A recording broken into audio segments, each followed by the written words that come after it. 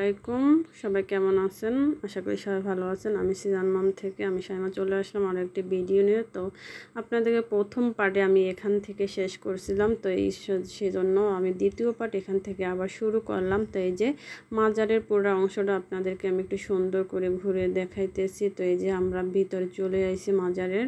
তো এখন আমরা যাব যে ওই যে মানুষগুলো দেখা যাচ্ছে এখান থেকেই আমরা এই ভিতরে ঢুকবো। তো দেখি ভিতরে কি অবস্থা, যেহেতু আমি ফার্স্ট টাইম এখানে আইছি, আমি কখনো আসি নাই। আমি খুলনা অনেক বছর ধরে আছি, কিন্তু আমাদের কখনো আসা হয় নাই। তারপরে ওই যে ওখানে আমরা জুতা রেখে তারপরে ভিতরে চলে আসলাম।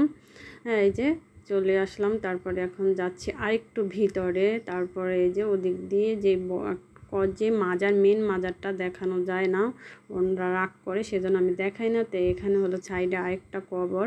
তারপরে এই যে এখান দিয়ে এই যে জানলা দিয়ে দেখা যায় যে মাজারের যে মেন যে কবরটা এই ভিতরে আছে। তো ভিতরে আমি এখান দিয়ে জানলা দিয়ে একটু আপনাদের সাথে ভিডিও করে নিলাম শেয়ার করার জন্য।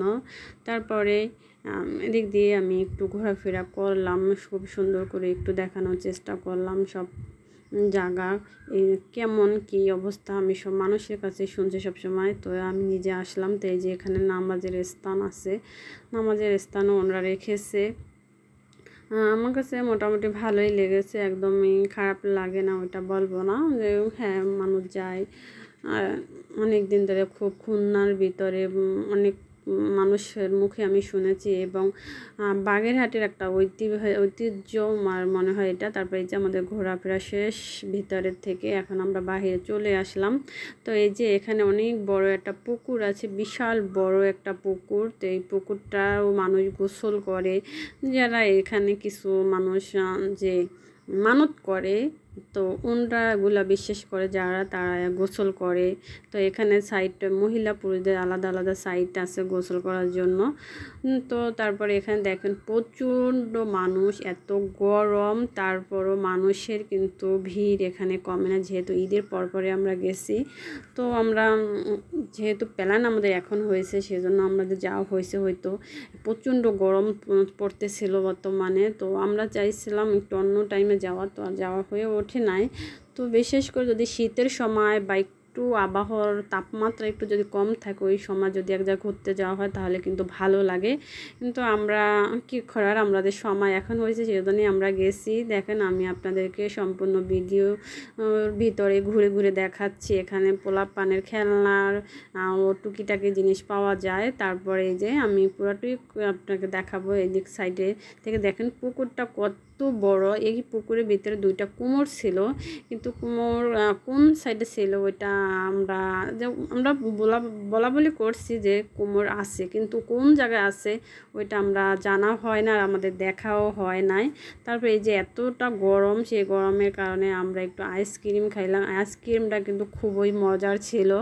আইসক্রিম, এই ধরনের আইসক্রিম আমরা খুব ছোট সময় খাইছি, তো এই সময় আমি পাবো ভাবতে পারি না, খুবই মজা ছিল। তারপরে এখানে অনেক রকমের চানাচুর মেখে, তারপর চিড়া, এগুলো মেখে মেখে বিক্রি করতেছিল। তারপরে এই যে আমরা সাইডে একটু আসলাম, তো সাইডে বসে একটা দোকান দেখলাম। তো এত গরম পড়তেছিল, তারপর আইসক্রিম খাওয়ার পর একটু খাইলাম, আপনার স্প্রেড খাইলাম। তারপর আমাদের ভিতরের অংশ ঘোরা শেষ, আমরা এখন বেরিয়ে যাচ্ছি। তো বেরিয়ে যাওয়ার সময় একটু ভাবলাম যে এই দোকানগুলোর ভিতরে কি কি আছে আমি নিজেও একটু দেখি এবং আপনাদের সাথেও একটু শেয়ার করি। এখানে খুবই সুন্দর সুন্দর জিনিস ছিল ঘর সাজানোর এবং বাচ্চাদের খেলনা। বেশিরভাগ আমাদের ঘর সাজানোর জিনিসপত্রই ছিল। এই যে ওয়ালমেট ছিল, পাখা ছিল, বাচ্চাদের খেলনা, বেড বলেন, অনেক কিছুই ছিল বাচ্চাদের। তো এগুলো বাচ্চাদের জিনিস, তো আমি ওভাবে কিছুই আনি নাই, যেহেতু আমার ছেলে বড় হয়ে গেছে এবং আমার ভালো লাগে না অতটা। তো অনেকেই কেনাকাটা করছে, কিন্তু আমার প্রয়োজন ছিল না, সেজন্য আমি কেনাকাটা এখান থেকে করি নাই। তারপরে এই যে আমরা হাঁটতে হাঁটতে দেখাচ্ছি আপনাদেরকে আরও সুন্দর সুন্দর জিনিসগুলো। তারপরে যে আমরা এখন চলে যাচ্ছি, আমরা এখান থেকে যাব হয়েছে বাগেরহাট 60 গম্বুজ মসজিদে যাব। তো এই যে আস্তে আস্তে আমরা সামনের দিকে হেঁটে চলছি, তারপরে আপনাদেরকে সাথে একটু শেয়ার করতেছি এখানে কি কি জিনিসপত্র পাওয়া যায়। আপনারাও আসতে পারেন, ঘুরে যেতে পারেন যাদের ইচ্ছা এখানে আসার। তারপরে এই যে এখানে কিছু চকলেট ছিল এবং তারপরে আচার ছিল। আমার ছেলে আচার কিনবে, ও একটু আচার পছন্দ করে, সেজন্য এই যে আচারগুলো একটু দেখলাম, চকলেটগুলো দেখলাম। তো চকলেট নেবে না, সে আচার নেবে। তো সেজন্য 4-5 ধরনের আচার এখান থেকে নেওয়া হলো। তারপর এইটা কি আমি জানি না। তো এই ভিডিও এখানে শেষ করলাম। আল্লাহ হাফেজ।